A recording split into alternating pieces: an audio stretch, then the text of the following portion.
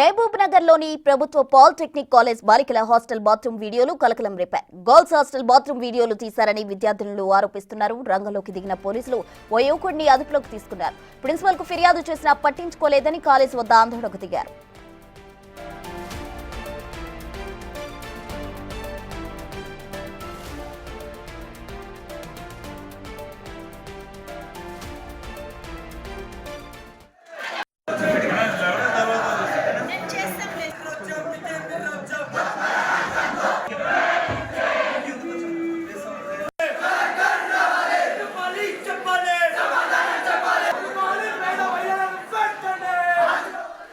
Mahabub Nagar polytechnic college వద్ద ఉద్రిక్తత చోటు చేసుకుంది. గర్ల్ హాస్టల్ బాత్రూమ్ లో ఎవరో వీడియోలు తీశారు అంటూ కూడా కలకలం రేపింది. దీంతో అక్కడ ఆందోళనకు దిగారు విద్యార్థులు. కాలేజ్ ప్రిన్సిపాల్ కు ఫిర్యాదు చేశారు విద్యార్థులు. అయితే ఇప్పటికే పోలీసులు ఓ యువకుడిని అదుపులోకి తీసుకున్న పరిస్థితి. అయితే కాలేజ్ ముందు ఇప్పటికే విద్యార్థినులు కూడా ఆందోళనకు దిగారు. తమకు న్యాయం చేయాలంటూ కూడా ఆందోళన చేపడుతున్న పరిస్థితి కనిపిస్తుంది. మహబూబ్ నగర్ పాలిటెక్నిక్ కాలేజ్ వద్ద అయితే ప్రజెంట్ ఉద్రిక్తత పరిస్థితి కనిపిస్తూ ఉంది.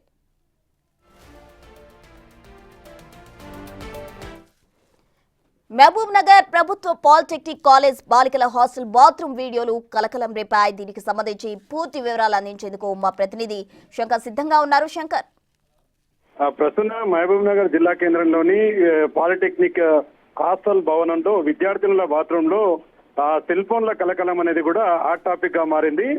మొత్తంగా ఈ రోజు ఎవరైతే హాస్టల్లో కాలేజీలో చదువుకుంటున్నటువంటి విద్యార్థినీలు హాస్టల్లో ఉండగా బాత్రూమ్ల దగ్గరికి వెళ్ళినటువంటి విద్యార్థినులు ఆ బాత్రూమ్ల దగ్గర ఒక సెల్ ఫోన్ ఉండడాన్ని చూసి వెంటనే ఈ విషయాన్ని ప్రిన్సిపాల్ కు సమాచారం అందించారు.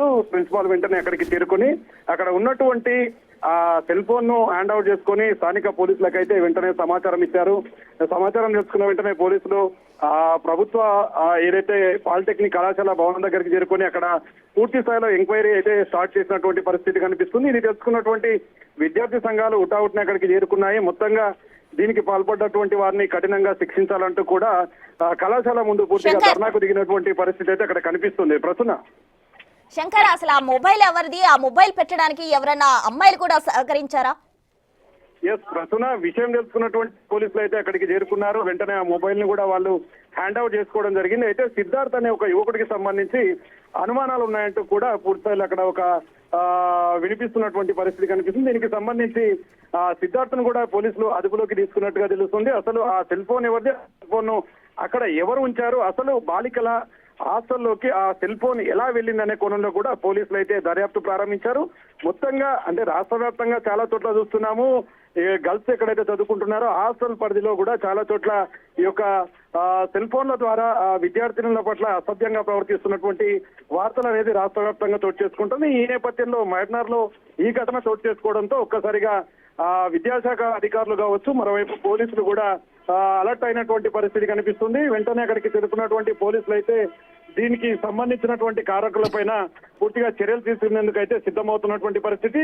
ఇక ఎంక్వైరీని కూడా స్టార్ట్ చేసినటువంటి పరిస్థితి. ప్రిన్సిపాల్ ను కూడా పూర్తి స్థాయిలో పోలీసులు విచారిస్తున్నారు. అసలు హాస్టల్ పరిధిలోకి అనుమానితులు ఎవరైనా వచ్చారా, లేదంటే ఈ హాస్టల్లో ఉన్నటువంటి విద్యార్థులు ఈ విధంగా ఏదైనా పని చేశారనే కోణంలో కూడా పోలీసులు అయితే దర్యాప్తు చేస్తున్నటువంటి పరిస్థితి కనిపించింది. ఇక ముఖ్యంగా ఈ ఘటన జరిగిన వెంబడే అక్కడికి చేరుకున్నటువంటి విద్యార్థి సంఘాలు పెద్ద ఎత్తున కాలేజీ ముందు ధర్నాకు దిగాయి. మొత్తంగా పోలీసులు అయితే వారిని వారించి ఎలాంటి అవాంఛనీయ సంఘటన జరగకుండా చూస్తున్నారు. ప్రస్తుతం శంకర్, అయితే ఎవరైతే యువకుడిని పోలీసులు అదుపులోకి తీసుకున్నారో అసలు ఆ యువకుడే అక్కడ ఫోన్ పెట్టడం జరిగిందా, లేకపోతే ఎవరైనా సహకరించారా, ఎవరు దీన్ని చేయమన్నారు, ఇటువంటి విషయాలు ఏమైనా బయటకు చెప్పడం జరిగిందా విచారణకు సంబంధించి?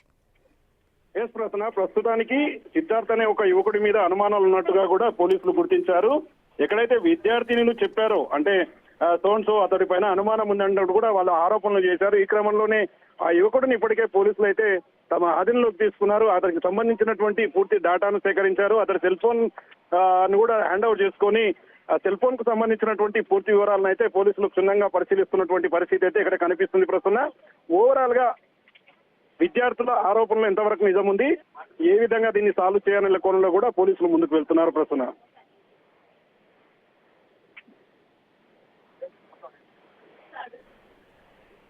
శంకర్, ఒకవేళ ఇదంతా కనుక ప్రూవ్ అయితే ఆ యువకుడిపై ఎటువంటి చర్యలు తీసుకునే అవకాశం ఉంది?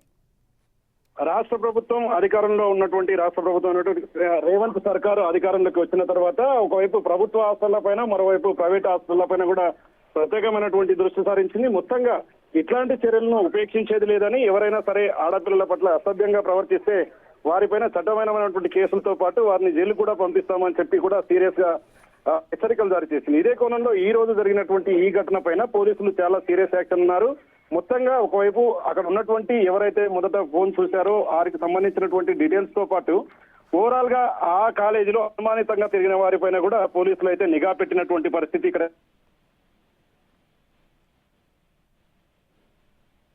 Right Shankar, thank you.